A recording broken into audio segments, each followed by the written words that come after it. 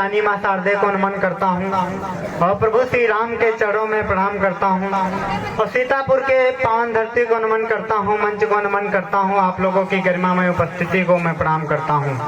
कि मेरी कविता हो मधुर महिमा, आपका प्यार चाहिए, मस्तक झुकाऊं चरणों में, तेरी महिमा अपार चाहिए।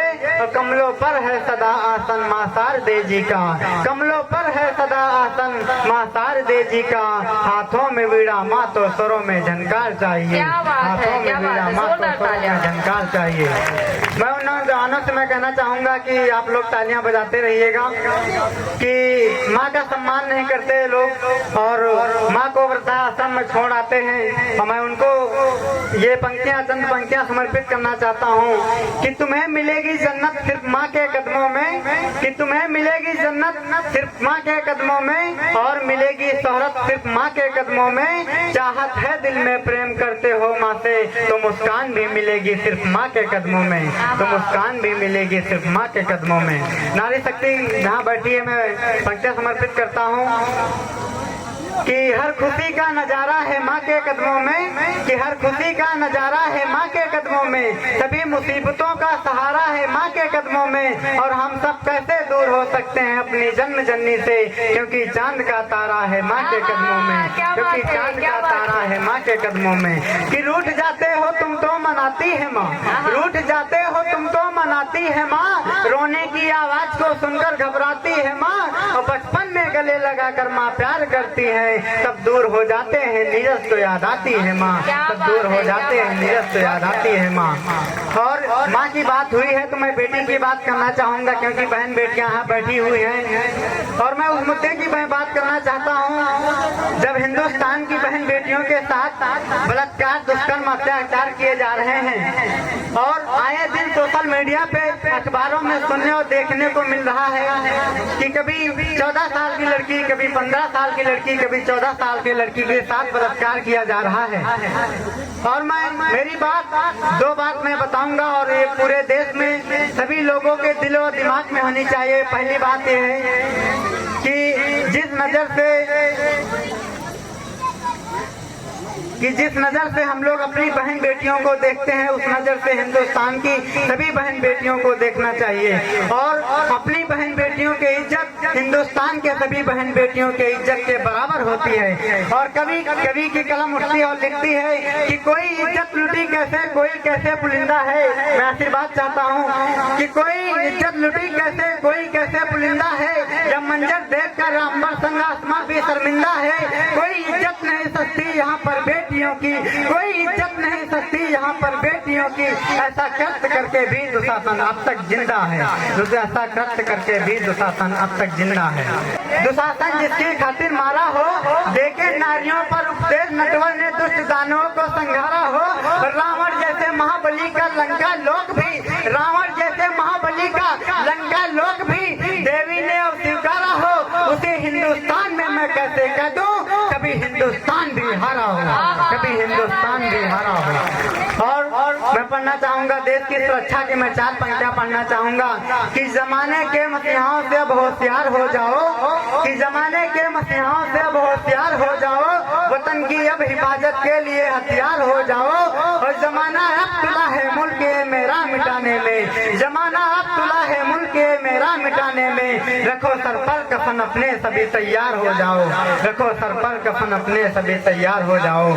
और छोटी सी कविता का मैं 2 बंद में पढ़ना चाहूंगा कि फिर से उद्यम मचाया है इस घाटी में हैवानों ने, फिर से अपनी इस घाटी पर फिर से उद्यम मचाया है इस घाटी में हैवानों ने। फिर से भारत माँ को आंख दिखाया है इन शैतानों ने।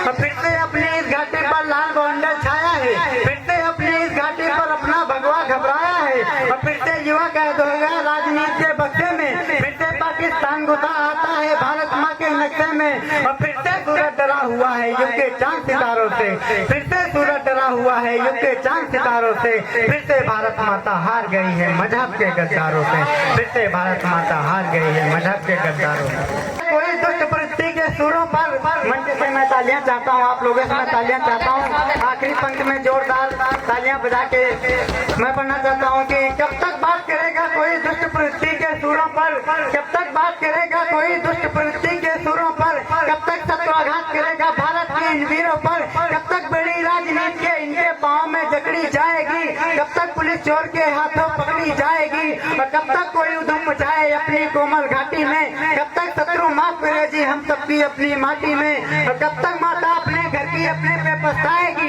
कब तक काशी मथुरा वृंदावन की यादें हमें सताएंगी।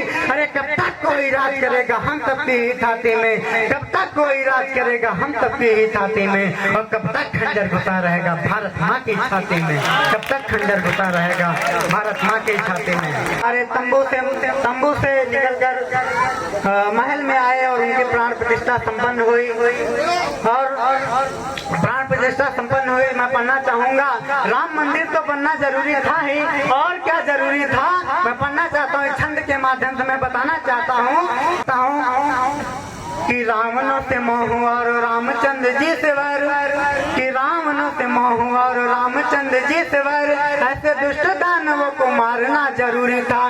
राम जी पे प्रश्न बार बार ही लगे, परंतु राम जी को राम नाम धारना जरूरी था।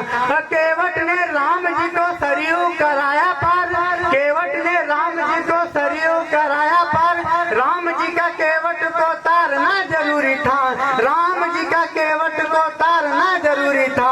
और देशवासियों ने दिव्य आरती उतारी, राम को भी आरती उतारना जरूरी था, क्या बात है भाई, जोरदार तालियां। उतारना जरूरी था। और अंतिम छंद पढ़कर मैं अपना स्थान लेता हूँ कि प्रत्येक व्यक्ति अपने जीवन में निराश हो जाता है, और वो उनके राम के जीवन से प्रेरणा लेनी चाहिए, और जब तक राम की शक्ति राम की शक्ति है, राम पे भरोसा है, तब तक संसार की कोई शक्ति आपका कुछ बिगाड़ नहीं सकती। मैं इस छंद के माध्यम से मैं अपने पढ़ता हूँ और विदा लेता हूँ। राम क्या करेंगे हम लोग के लिए, मैं छंद पढ़कर अपना स्थान लेता हूँ कि भाग्य आपके जो फूटे फूटे ही रहेंगे, भाग्य आपके जो फूटे फूटे ही रहेंगे, राम पे है विश्वास बोलो कैसे हारेंगे।